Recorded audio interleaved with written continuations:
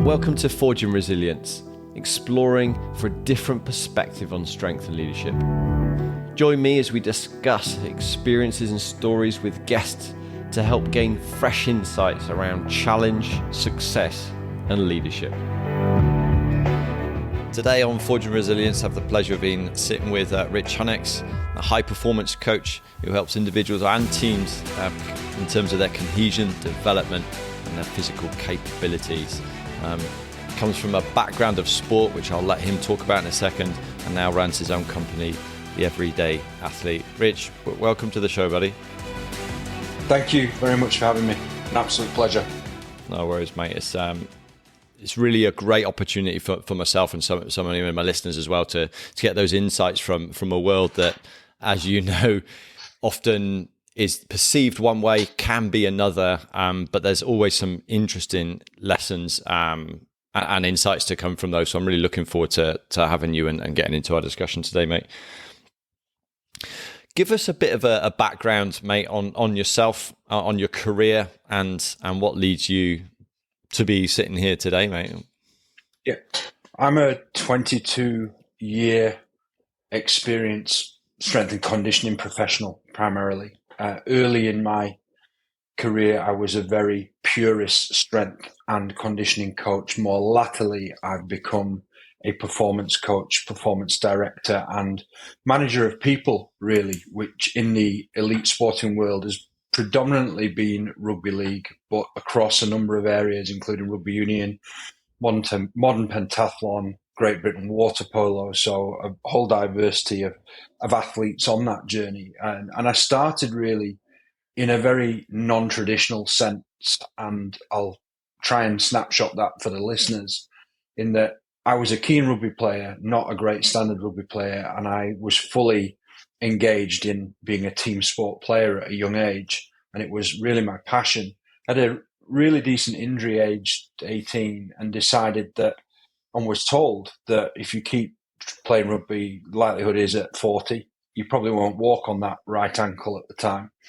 I made a life-changing decision, and I didn't realise it then and there that I was going to head off to the Alps, have a gap year before attending university, and then follow up on whatever I was going to do. And I didn't really know at that point. And I was very fortunate. I was a big winter sports fan, and I was a snowboarder and a skier from my younger years. And I went off, I worked in the hospitality industry. I realized that was very, very hard work. I learned German. I worked a lot of hours and fully immersed myself in the culture in the Alps. And it was a brilliant culture. By chance, a conversation came up with a snowboard school and a ski school that said, "Oh, you're really, really good at this. Why don't you get qualified and come and coach and teach?" And there was a light bulb moment. I thought, that's a great idea. Why didn't I think of that? And very rapidly, I became probably one of the most sought-after coaches in the Austrian Alps at the time because of my language capabilities across German, English, Dutch at the time. And then also my ability to relate to people. And again, the light bulb went on. I thought, I love this. This is what I enjoy, engaging with people, coaching, and making people better. I taught everybody from young that I could carry up a ski lift if they couldn't actually physically take their own weight up there, to old, from Dutch to German to English, and every range of abilities. It was the life school of coaching then and there in winter seasons. A gap year for me ended up being 4, much to my parents' dismay. And I saw and travelled and did a lot of things in the Alps, which were unbelievable life experiences. And this is where I came back to the non-traditional. Would I change that? No, because I learned so much about communicating and embracing other cultures that have benefited me more latterly. I then decided that physical training was something I wanted to pursue again, and enrolled in a personal training course and started coaching individuals. Originally at Arnold Schwarzenegger's gym in Austria, in Kitzbühel in Austria, which was kind of cool back in the day. I moved back to the UK. That couldn't last forever, and realised if I wanted to coach professionally in sport, then I would be doing that in the UK. And I volunteered and worked full-time across a number of roles, full-time in a commercial gym, full-time coaching junior teams, and also as a house parent in a private school and mentoring young, talented athletes in the early stages, and enrolled back at university, did my undergraduate in health and performance sports science, and then moved into teams. I got an opportunity with Leeds Rhinos. I was a very young coach, 23, 24, and started to coach at Leeds. That opportunity was just unreal at the time, and I dropped into what is now known as the golden generation, the Kevin Sinfields, the Jamie Peacocks, the late Rob Burrow era of guys that were winning trophies. And I became a coach in a team and a structure that was winning week in, week out, and playing in big games, in big arenas, in front of thousands of people. I thought that was, just how it worked. You got that every week and every day, which is become something that I've learned further down the track, that that's a very fortunate situation to be right at that level so early in my career. I moved from Leeds to Salford when I wanted to challenge myself a little bit. I had opportunity to go to football and rugby union at the time, but the quality of the people in rugby league particularly, and I can talk more about this, really endeared me to staying. I wasn't doing it for the money. I was doing it for the people that I was surrounded with and the value I felt in those environments. That moved into a role with England as head of human performance, and that was in 2017. We worked our way to a World Cup final, and I then moved to Catalan Dragons in the south of France and spent just under 5 years in Perpignan coaching in a second language in France. Again, a cultural experience, but one that I was ready to embrace purely because I'd done that before. It didn't faze me, and again, it turned out to be a very life-changing experience. At that point, I had my wife with me and 2 kids, so a different challenge completely. And then returned to Leeds as performance director at Leeds, at the very top, in a big program, running multiple elements of their program.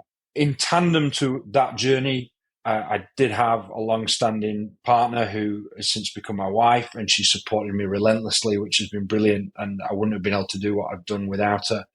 Won Challenge Cups, won Grand Finals, lost Challenge Cups, lost Grand Finals on numerous occasions. So it's not all Hollywood private jets and champagne.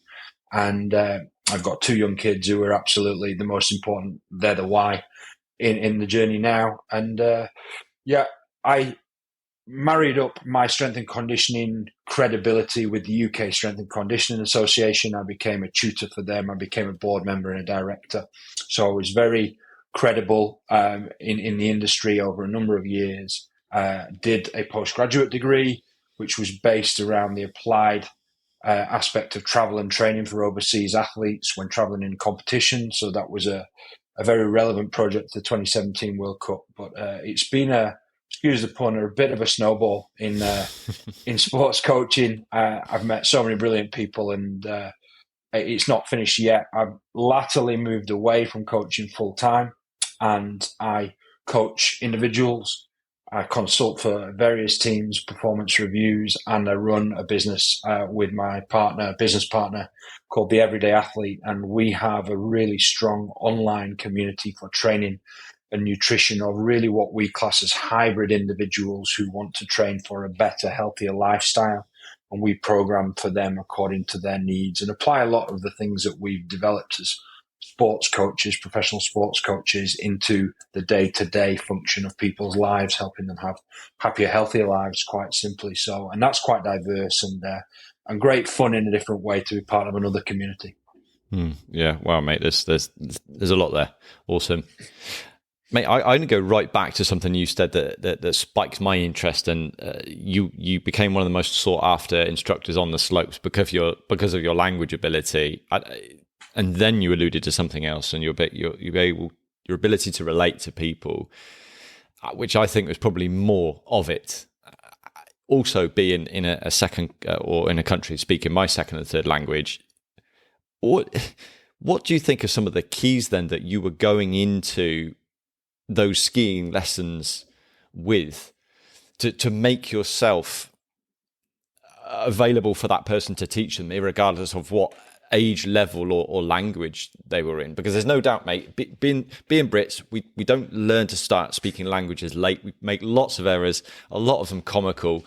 So even though you spoke good German, I'm not convinced, or good languages, it was just that. So I'm keen to hear what else. I didn't realize until probably the last 3 to 5 years, when I could articulate this, that I've always approached my coaching with a person first mentality. Do not look at the athlete. Do not look at the subject matter. I don't particularly look at the framework of teaching any particular skill. I look at the person and then dissect the best method in my mind to get them to acquire the skills that they need. So I'm making a model really for every individual rather than trying to shoehorn a model onto that person. And that can be applied at multiple levels. And by engaging with them as a person, taking genuine interest in other elements of their lifestyle, for example, without prying, asking what they do for fun rather than what they do for a living. What do they like to do when they're not on the ski slope? Where have they come from?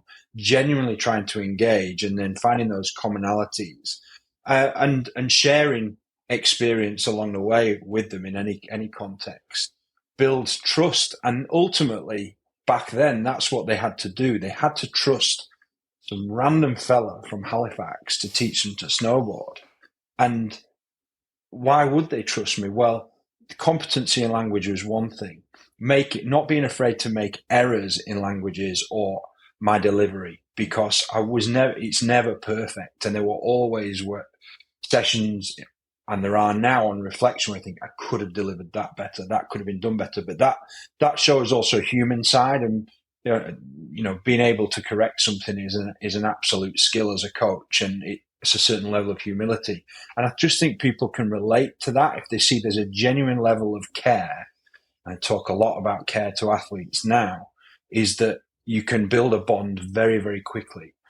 The final part of that is if you build trust by showing them an appropriate level in any area, something that they can achieve, all of a sudden you're raising the bar, raising the ceiling, and that accelerates rapidly if they're achieving. If it's an unattainable goal, it becomes, you become delusional about the chances of ever achieving it. It's not satisfying for anybody. So there's multiple layers to that, as I've described, but build trust would summarize it, and genuine care. That trust creates tempo, and there you go. Away we go. Yeah, I love that, mate. And I think what I'm hearing there as well is that ability to be present. You're not making it about you or your language or your skills. You're putting your focus on them to see what they need, and then work that part of the puzzle. And obviously that builds trust from that place of empathy, which is probably something that which you set you in such good stead moving onwards throughout your career. Yeah. Well, the highest level of leaders that I've been exposed to, and they've been numerous in sporting context. I mentioned Kevin Sinfield, and he's pretty much a household name across world sport now, with both his playing endeavours and his recent fundraising endeavours. But guys like Sam Burgess, an NRL icon, across the spectrum, that loads of guys that have been exposed to. And there are commonalities with all of them. And one of the key ones is the leadership trait of servantship, actually asking in any environment, what can I do for you? Not what can you do for me? What can I do for the team? Offering that. What can I do for the group? And being really, really humble and egoless, and give to then receive. And it's prevalent across all the highest performers. And that there is no self-interest. The glory or the success or the outcome will be achieved as a collective. And those leaders run generally, and the way I try to coach and deliver in any program is that they deliver with a philosophy of come with me, rather than don't follow me, come with me. You're on my right side or on my left side, let's do it together. And those are key phrases. And it is very much about providing for others and then celebrating collective success as a result. And I did mention at the beginning, it's not always successful. There's a huge, there can be quite a huge opportunity to fail, but I often reflect on this, and I used to lose sleep over it, about losing games as a coach, that I toss and turn thinking, what could I have done? What didn't I do? What didn't I provide? But actually, more recently, I've man in the mirror moments, go to bed going, I've absolutely tried given everything and fully committed and can say that honestly. So the outcome is affected by so many different factors. I shouldn't lose sight of that and perspective. As long as I've given everything for the group, individual cause or project, then there's nothing more that I can do. And that's been pretty important in terms of level of self-care for me as a coach as well, which I think a lot of people struggle with.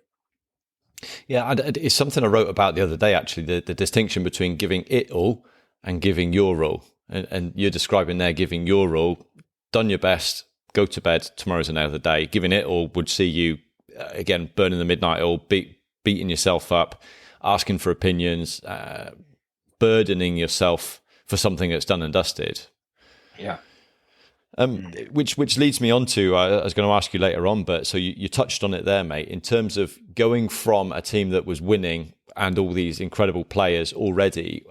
How did you keep showing up then when you changed teams or jobs, or when you did hit those troughs of not winning? How did you ensure that, as a culture, if not you as an individual, how did you ensure that you keep showing up through those tough times? Yeah. Well, there's probably two parts to this answer. So if you bear with me, the first part is when I left Leeds in the golden success period, I moved to a new franchise at the time, Salford Red Devils. It was a very lucrative opportunity not to be turned down, which wasn't the sole driver, but it was certainly a motivator for me at that time in my life. And what I learned there was quite simply a lot of what not to do. And I made a lot of mistakes. There were superstar players, really hired mercenaries, highly experienced hired mercenaries who were all there with different agendas, but no common cause really.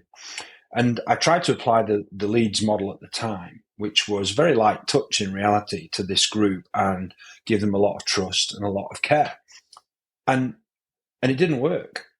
Quite simply, we didn't get the results. We didn't get the performance outcomes we wanted.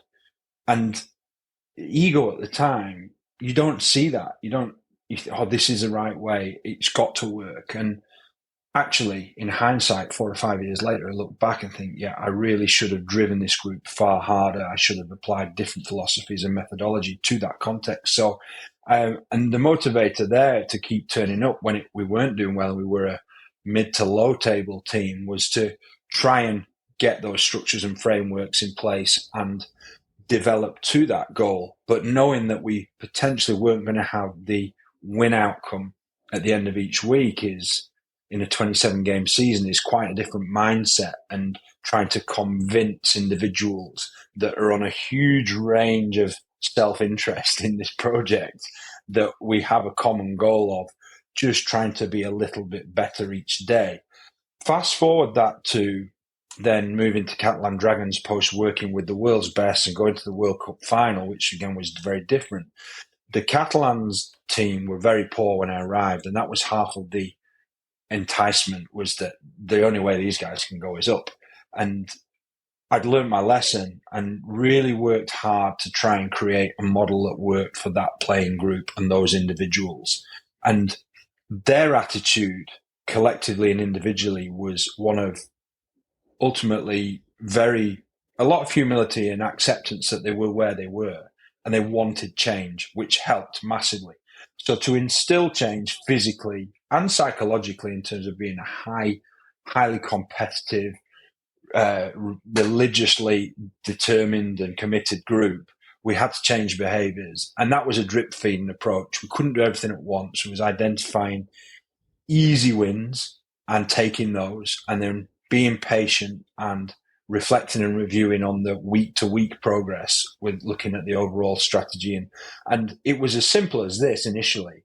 They were too fat and they were unfit. Sounds crazy, doesn't it? And you go, right, so Rich, get them thinner first and then get them fitter.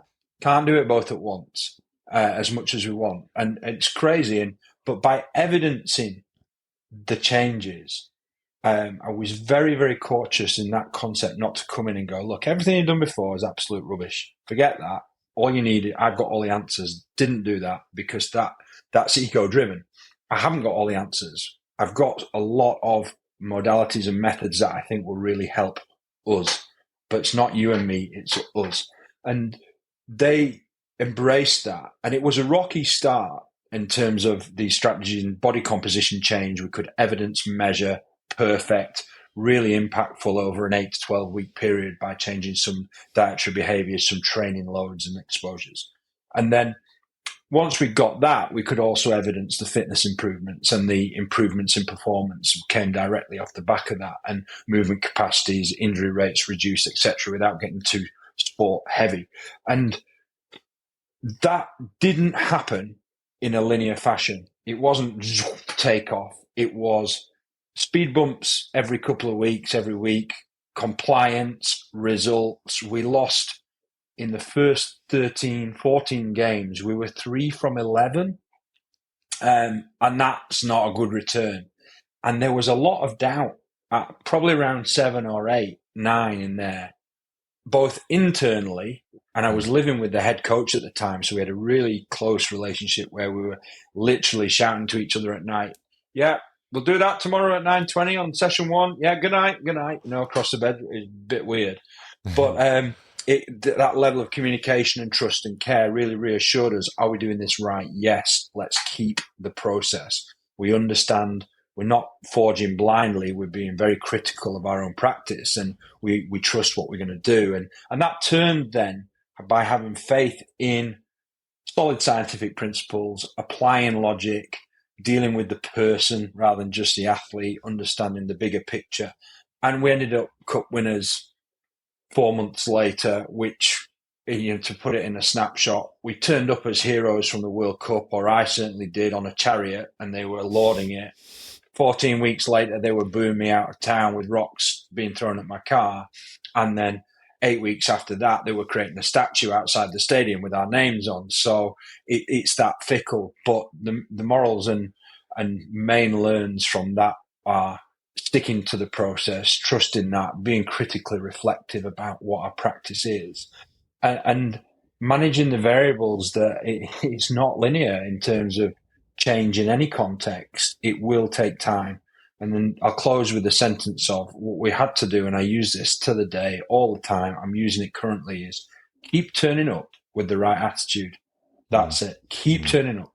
And when it goes a bit Pete Tong, keep turning up. And most people do things pretty well in high levels of anything, but the ones that do it for longest, the ones who are really, truly successful. Yeah. Just on that last point then, because that really speaks to me. How long do you think people can keep turning up, even they're getting slapped in the face or rocks thrown at their car for? I think that's a great question. I think it's different for every individual, and there has to be a point for each person's scenario where we evaluate. And I'll be quite candid here. We evaluate versus our health and well-being, whether that is a beneficial situation to be in.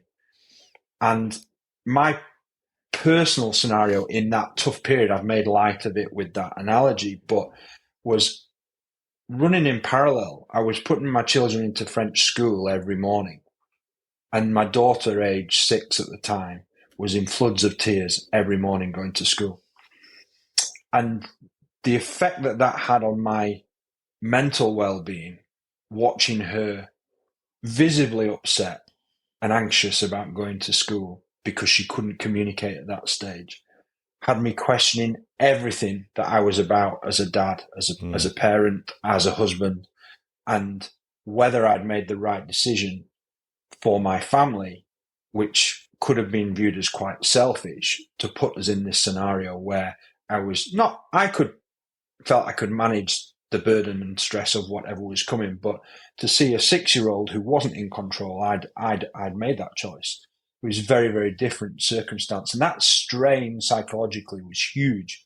And it got me to that point around 8 months into my tenure in France, where I questioned quite seriously with my wife whether that was going to be our long-term outlook, or we needed to make a change for all of our benefit and our health.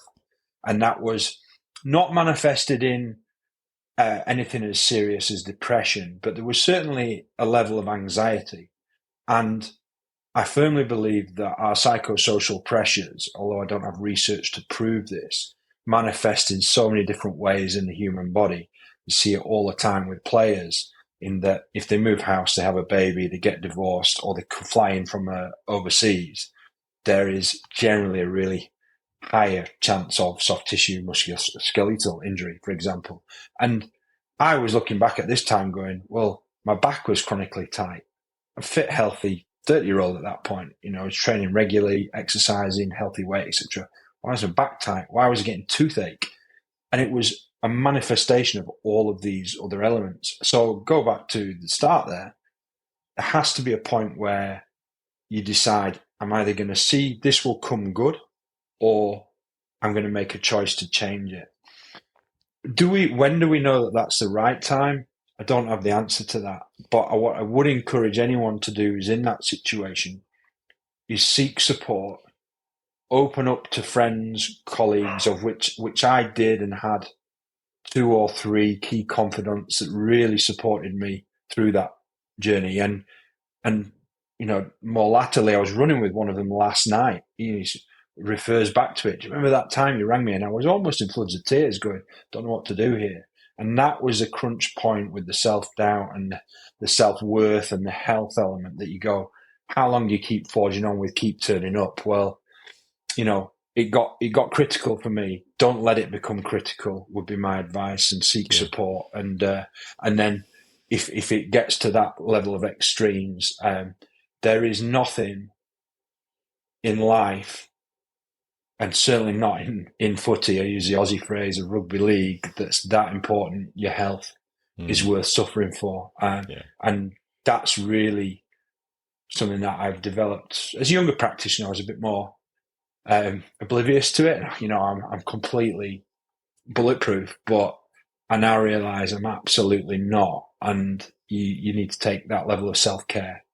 Yeah. So hopefully that gives clarity on that. 100% it does to me, mate. And I think, what resonates there is, again, going back to, what you said, like trusting the process, but treating each individual in terms of the team aspect. You had the ability to self-reflect and in that case have discussions with your wife and those other people. So I think there's some massive key takeaways in there for people listening: is ask yourself questions, have people ask you questions, and build that support network before you need it. Because like you, my kids are really important to me. And when we see them suffering and we make the assumption it's because of us, I can only imagine that, especially moving to a new country, the pressure that you must have put yourself under. And there's no doubt we drag our stuff from home to in your case, the field, or the office, So I really appreciate you sharing that, mate. That's massive. When you went to your the Leeds Rhinos as a young coach, what were some of the things that you were trying to do to get buy-in? Whilst I've not worked in elite sports, I've worked in certain organisations where, as a new boy, there's a very set place for you, and I guess as a coach, you have to step up. There's certain things you need to do and say, and I guess surrounded by a couple of legends and extremely good players, capable managers, and people that have been in the game a long time, that can be borderline overwhelming.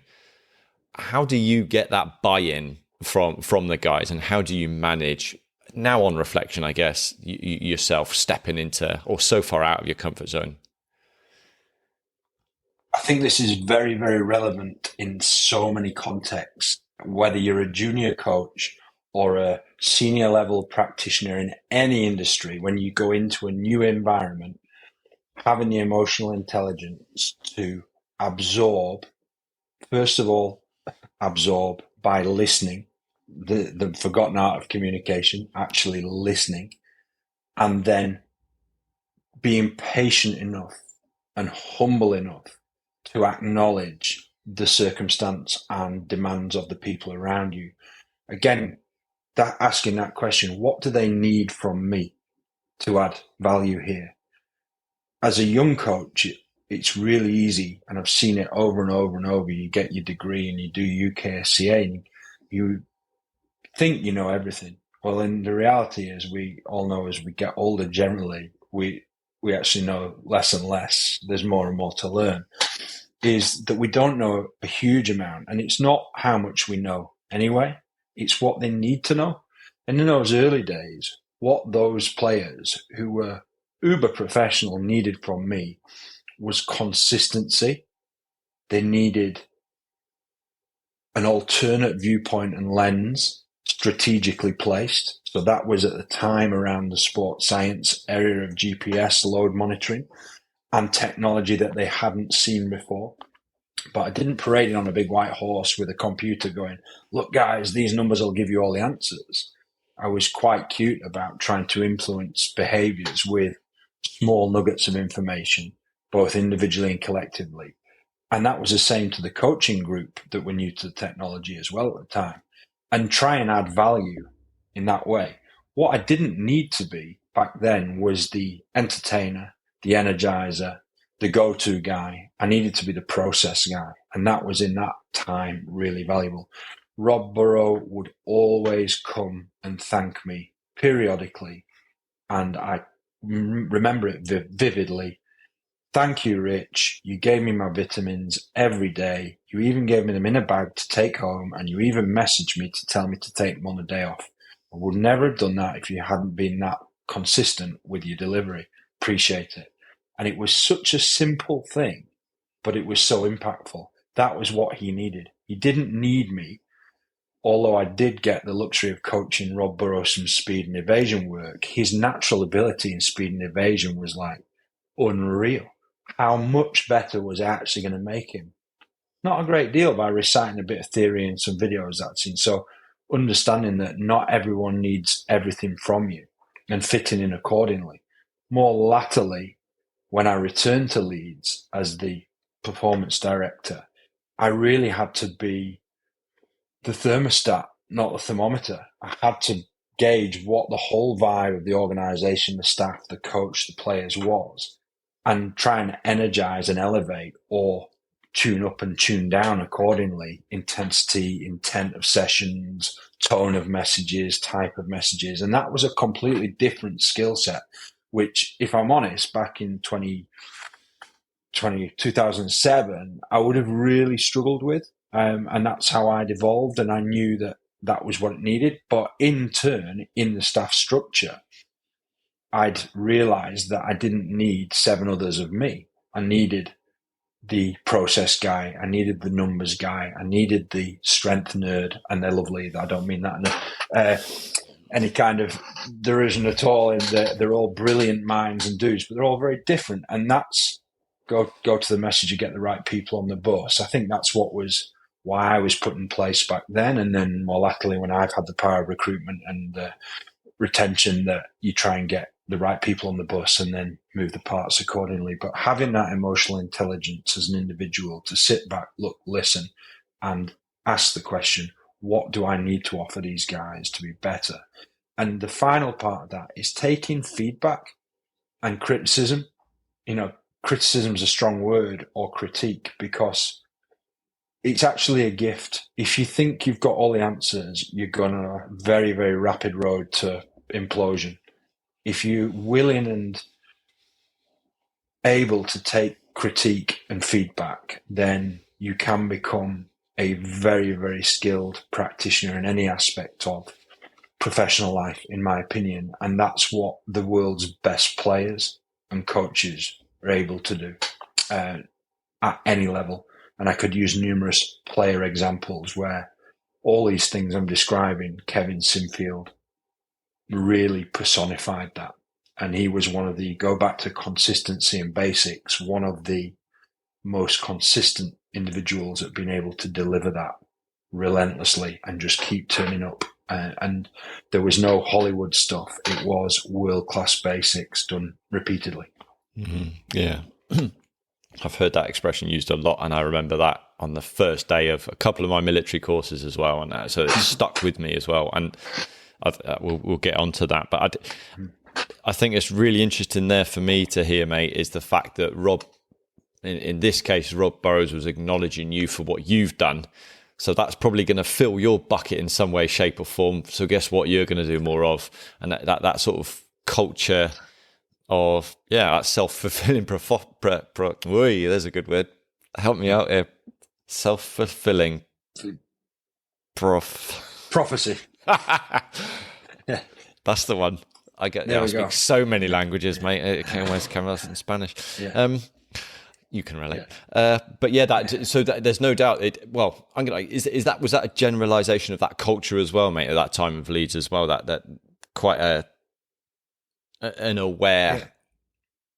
There's 4 traits actually that are really prevalent in high performing sportsmen and sportswomen that I've seen and been exposed to, and I call them champion behaviors, and I can list the 4 and tell you a little bit of context on each one, and it's so simple, and you can apply these, anybody can apply these. So the first one is effort, or you could term it work ethic. The very, very best just turn up and give absolutely everything every time, whatever it is. They don't question, or they don't succumb to mood, or even if it's a tough day, and this is a sidetrack in a second, they make the choice to work hard and give everything they've got. That returns its rewards, because hard work is generally rewarded, and it's endearing to the people around them. You see someone's working hard, you want to work with them. You want to be a part of it. You see someone taking the easy route, you generally, do you want to be associated with that person? Just digress for a second. We're very privileged in the sports world and coaching world that we have choice. And there's often an easy choice and a hard choice. And I'm going to quote a military guy in a second who I respect highly. The easy choice generally leads to a less than positive outcome. Maybe not negative, but a simple analogy is you go and choose fast food, you're probably going to get higher cholesterol eventually. You're going to get body composition change that's a negative. You're not going to get any nutrients. Your immunity is going to be reduced. You get the idea. That's the easy option and the outcome's not positive. The hard choice, or the perceivably more difficult choice, would be to buy fresh food, make fresh dinners, take your time preparing, planning, etc. But the outcome of that is really healthy immune system, really vitalized and nourished in terms of physical capabilities, positive body composition, etc., etc. So, and there's everything decision and option in life, we have an easy and a hard. So, and the hard road, quoting Anthony Stazica, former SF, hard road takes you home. It's as simple as that. And that's the journey that we're all on as pro coaches and athletes and individuals. So go back to the 4 traits of champion behaviors. The second one, I've talked a bit about it already, is humility. Having the ability to receive and absorb, critique others' opinion, experiences from the group, rather than looking a siloed, blinkered vision of my way is the only way. There will always be someone or something that can benefit you, and have the humility to accept that. There is a 1% occasion, in my view, where humility really goes out the window a little bit, and you should be uber confident, and that's when you're dealing with your own capabilities. For example, if you're on the field and you're about to kick the winning drop goal, you have to be 100% confident that you don't be humble about it and go, well, he could do it, I'll pass the ball to him. If you can kick it and win the game. That's the same for me as a coach. If I know I can get the outcome you need, I will tell you, this is how you can do it. This is why you're doing it this way, and you will get that outcome, because I am completely confident, but still humble, confident in my capabilities. So there's that slight exception. There's no arrogance there, because I would accept that that's not always the answer for everybody, but I believe from my practice it's the right way. The third one is gratitude, and I gave the example of Rob's story. More latterly at the Dragons, players like Sam Tompkins, Israel Folau, a well-known name, were all, to a man, very, very gracious in defeat, and also very gracious to each other in terms of the way they behaved, and myself saying thank you after games, from me as one of the senior staff to the kit man who was picking up the sweaty jerseys off the floor. Thank you. The power of a thank you is massive. And if we reflect on our day to day, there's probably 10 to 15 opportunities, I'd guess, a day where we maybe miss the opportunity to say thank you sincerely and show gratitude. No one's ever, that I would imagine, and think about your own context, been thanked and then gone, oh, well, that'll do. I'll put my cue in the rack. I'll never do that again. The natural response is, oh, appreciate that. I'll keep doing that if I know you felt benefit from it. So just saying thank you is massive, and having that ability to display gratitude, and that's energizing. It's really energizing having that level of culture. And these guys do that frequently. And then the fourth behavior is resilience. There are challenges all the way along these roads. First 2 Challenge Cups finals I went to, we lost. And the easy thing would have been to roll over and go, I'm never doing that again. Don't want to get back there. It hurt too much. And it's not life or death, but we have to go back on this journey and turn up and give it another shot. And again, blessed, we're lucky to have another shot on one.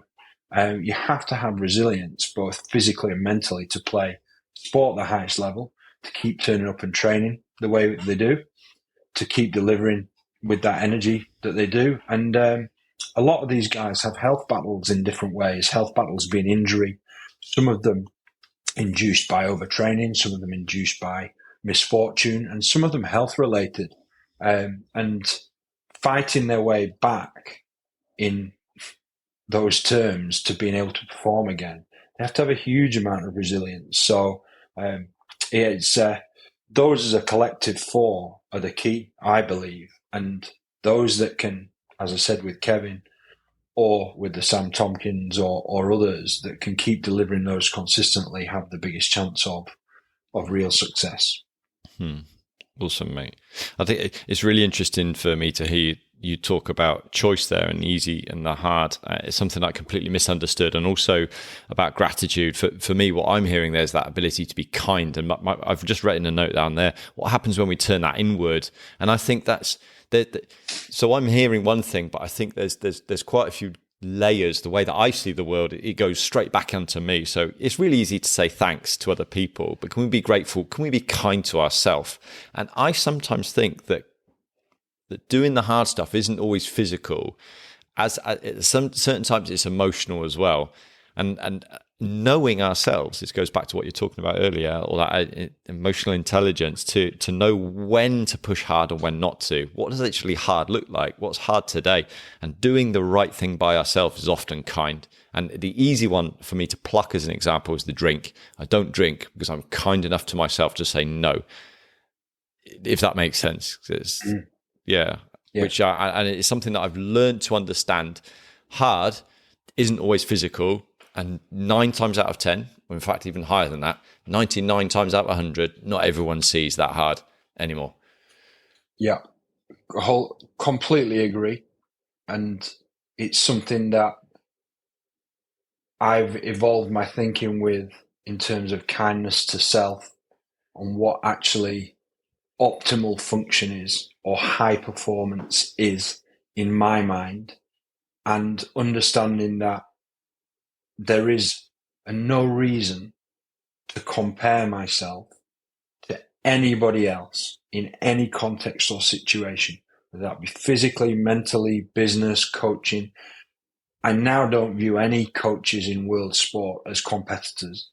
I'm genuinely thrilled when a colleague gets a new opportunity, or an opportunity potentially that maybe I was interested in, because we're on different journeys, and that goes physiologically as well. And we all tolerate load, and we talk a lot in the sports world about load, stress and strain in different ways to different levels.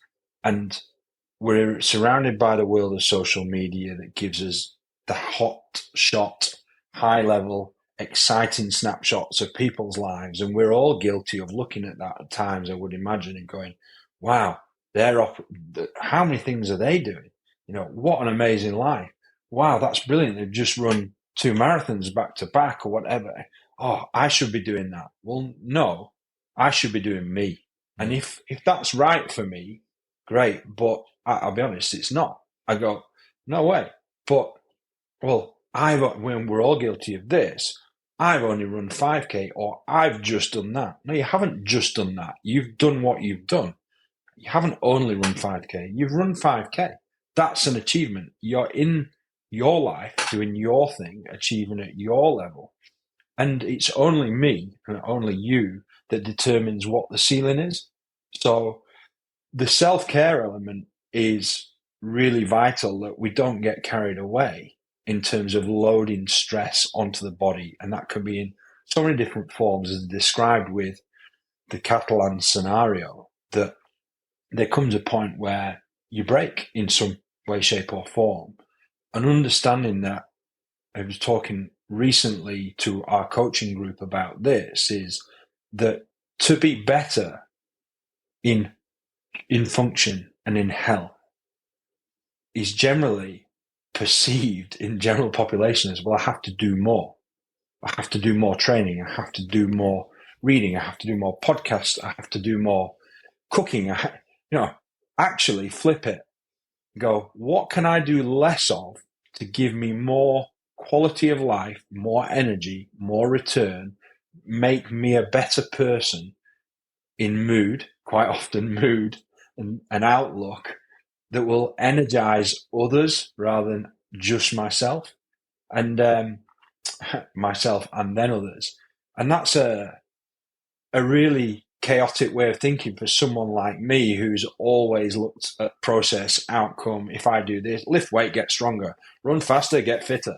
Actually, no, run less, recover more, feel better about oneself. Say what? And yeah, this whole, miss my, and we're very solution centered within the everyday athlete, in that we're running everyday lives for people, fitting programming around them. So it links in there. And we talk about winning it back. And what that means is, and this happens on the sports field a lot, if we miss something, or a client misses something because of a work schedule or some family commitment that came up, and, I couldn't train, and no, don't get stressed about it. We'll work out how we can get that into your program at a later date. We'll win that back. Don't beat yourself up about it. We're trying to live our lives 80-20 rule. 80% really well in your realm, not mine, what you need. And then 20%, we've got that leeway. And no one, perfection's a false narrative. It's not happening. It's process. It's going on the journey and just trying to be that little bit better. So yeah, just being more mindful of care. In my situation now, I've moved out of the spin cycle of coaching day to day. I'm getting to choose far more diligently what my activities are.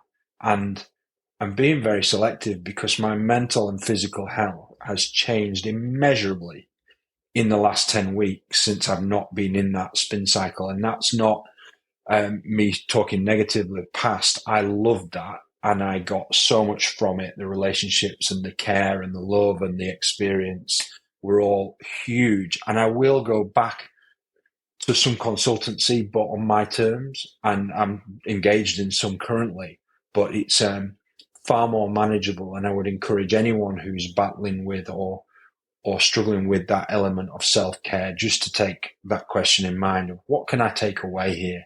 What can I really take away from my routine to get more health benefit, more personal satisfaction and care in my routine? And that's where, coming in, I coach a couple of individual guys now who are high level executives, and that's all about behaviors and lifestyle management. And quite often we're talking about strategizing to manipulate lifestyle rather than add more to lifestyle to get the gain and that level of function that really allows us to thrive, not just survive and clean up. Yeah, definitely, mate. I could stay here all day talking about this stuff, but technical issues my end gave us a late start, and so I'm going to start to wrap it up, Rich. But is there anything you'd like to mention or talk about before we start to close out, mate? I think the title of the podcast is Forging Resilience, and I've mentioned resilience on a couple of occasions. I think the overriding message for resilience in individuals and teams is that we're all running at different levels, and we all have different thresholds around how much we can endure and our capacities. And our capacity to endure is no doubt increased by having good people around us. And I would encourage anyone who's listening to be very contemplative about who is in their inner circle and understand that that inner circle is invaluable. And if you don't have one, you don't have individuals that you feel you can share with, lean on, offload to, and equally they can reciprocate. And that's not being a moaning mini. That's chatting as man to man or man to friend.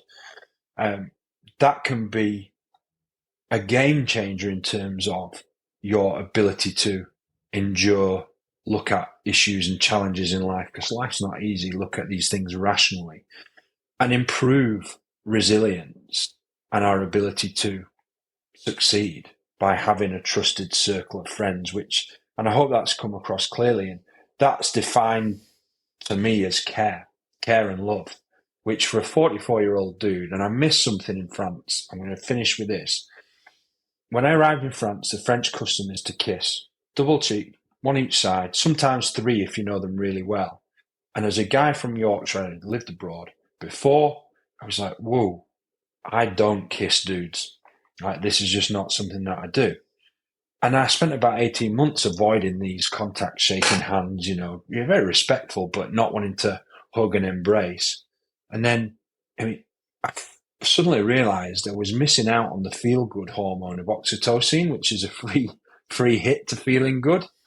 And I don't think any of the guys realized on the science level what was going on, but this moment I went, hang on a minute, actually. And if you think about having an argument with your wife or, arguing with a friend, when you make up and you go, come here, come on, you get this little buzz, and that's a hormone change. That's the oxytocin hit.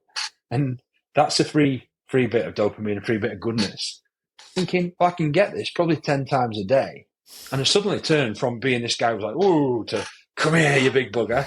and enjoying and embracing physical contact, which isn't for everybody. But in my mind, I thought it was a game changer for me in terms of understanding the care and love needed to share and to embrace each other.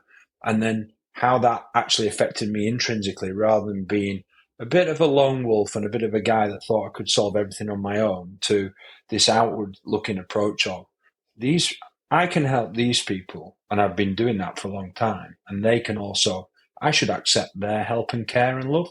And the more that was reciprocated, the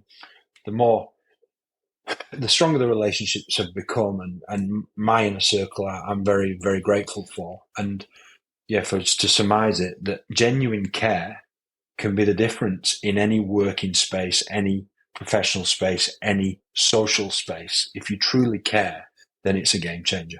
Yeah, and what I'm hearing there is that in that case, then, because again, I can relate, is dropping barriers, our own sort of story about what's right or not right, what's acceptable for Brit lad or a Northern Brit lad, and not, but look how it opens up that ability to connect.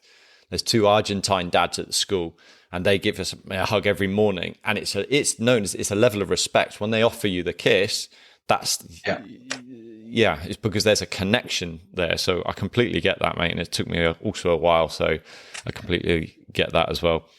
Yeah, Rich, mate. So when you see everyone in Halifax hugging and kissing, it's just. Yeah, right out there. So maybe next year, mate. Maybe next year. Change takes time. You'll know better than that. Yeah, better than me. It started here. Mate, listen, it's been an absolute pleasure. I've taken so much away from our conversation today, and I know our listeners will as well. Where can people get in touch with you, mate, if they're wanting to reach out? Rich? I'll put the links in. LinkedIn, Richard Hunwicks, I believe. I'd have to check Rich or Rich Hunwicks, Richard Hunwicks, and then Insta is at Rich Hunwicks, and Hunwicks is HUNWICKS. I think there's only one of me, so it's very, very easy. There is, mate. Generally those two platforms. And what I would add on is I love to connect, share. I'm open to sharing anything from my professional practice or otherwise. And just don't hesitate, and appreciate anyone who's had a listen, and wish you the very best in your endeavours. Yeah. Brilliant, mate. Thanks for all that you shared today. It's brilliant to hear, and I love the fact that you've opened up as well, that vulnerability thing, dropping barriers to share and connect. So I really appreciate that, buddy. It's been an absolute pleasure. Thank you. Thanks for having me.